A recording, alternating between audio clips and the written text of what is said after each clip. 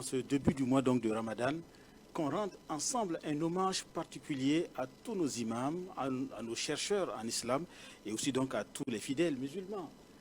Car grâce justement donc à ces acteurs, nous avions en 2016 engrangé les premières victoires dans la lutte contre le terrorisme. Rappelez-vous une chose, que les terroristes sont entrés au Burkina en voulant exploiter un aspect religieux. Ils se sont fait appeler des djihadistes parce qu'eux, ils voulaient enseigner au peuple burkinabé justement une doctrine islamique pour permettre aux fidèles de vivre réellement leur foi. Mais en réalité, c'était de la tromperie. Tout le monde le savait, c'était de la tromperie. Mais c'est grâce justement donc à nos imams, aux chercheurs en islam et surtout au fait que les cœurs des fidèles étaient justement donc prêts à recevoir l'amour, que nous avions tous compris ce que c'était que le djihad et que nous avons tous compris que c'était de la tromperie et que ces personnes, en réalité, n'étaient rien d'autre que des terroristes. Parce que pourquoi? Le djihad, c'est bien sûr la protection de la vie. Mais ces terroristes tuaient. Se donnaient le droit de vie et de mort sur des populations. Nos imams nous ont enseigné que le djihad, c'est la protection de la veuve et de l'orphelin. Et pourtant, ces terroristes incendiaient les greniers, faisaient des orphelins. On a même vu plusieurs populations déplacées à l'intérieur du pays.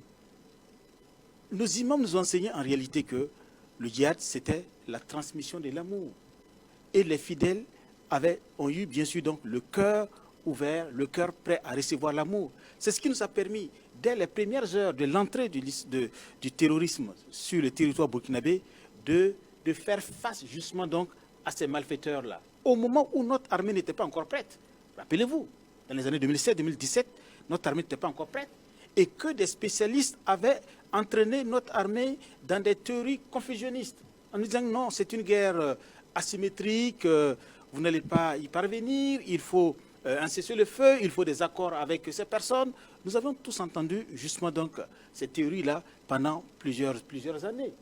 Mais les ressorts religieux nous ont permis de faire face aux malfaiteurs. Aujourd'hui, notre armée est aguerrie. Notre armée est montée en puissance et en train de finir le travail que justement donc les ressorts religieux avaient permis justement donc de contrecarrer. Donc vous voyez que en réalité dans la lutte contre le terrorisme, tous les acteurs burkinabés ont apporté leur contribution. Vous avez justement donc, comme je l'ai dit, justement donc ces acteurs de grande renommée, ces imams, ces chercheurs en islam qui ont enseigné ce que c'était que l'islam et ce que c'était que le djihad. Vous avez aujourd'hui aussi donc les communautés coutumières et traditionnelles qui ont aussi enseigné ce que c'était que le vivre ensemble entre les communautés. Vous vous souvenez bien sûr donc de Yirgou, de ce qui s'est passé à Yirgou, et que depuis Yirgou, il y a des notions qui sont sorties justement donc des vocabulaires et que sur le plan politique, ça avait commencé à être exploité comme la discrimination donc des communautés. Mais vous vous souvenez bien sûr que les communautés dans la zone de Yirgou se sont mises ensemble pour dire non, ce que nous avons vécu sur nos terres, sur les terres de nos ancêtres, c'était pour nous diviser. Nous allons faire face justement donc à l'adversité. Effectivement, les communautés sont mises ensemble et aujourd'hui, elles vivent en paix sur ces terres-là. Et aujourd'hui, vous voyez que les populations, chaque Burkinabé joue sa partition, apportant bien sûr donc l'effort de guerre, on dira l'effort de paix. Donc quand vous regardez sur toute la chaîne, chacun contribue ou a contribué d'une manière ou d'une autre à aujourd'hui, aux victoires que nous sommes en train de connaître aujourd'hui et surtout à la montée en puissance de l'armée qui est en train de... C'est une suite logique. Mais je vous dis une chose, M. Savadogo, imaginez-vous un seul instant que ces acteurs-là aient échoué dès le début. Ce que serait le pays aujourd'hui serait un chaos. C'est pourquoi, en ce jour, le début du mois de Ramadan, il faut leur rendre hommage. Il faut que nos cœurs soient toujours prêts à recevoir l'amour, à l'enseignement qu'ils vont donc continuer à dispenser. Car sans eux, nos vies sont fragiles, car ils vont continuer à nous dire ce que c'est que le djihad.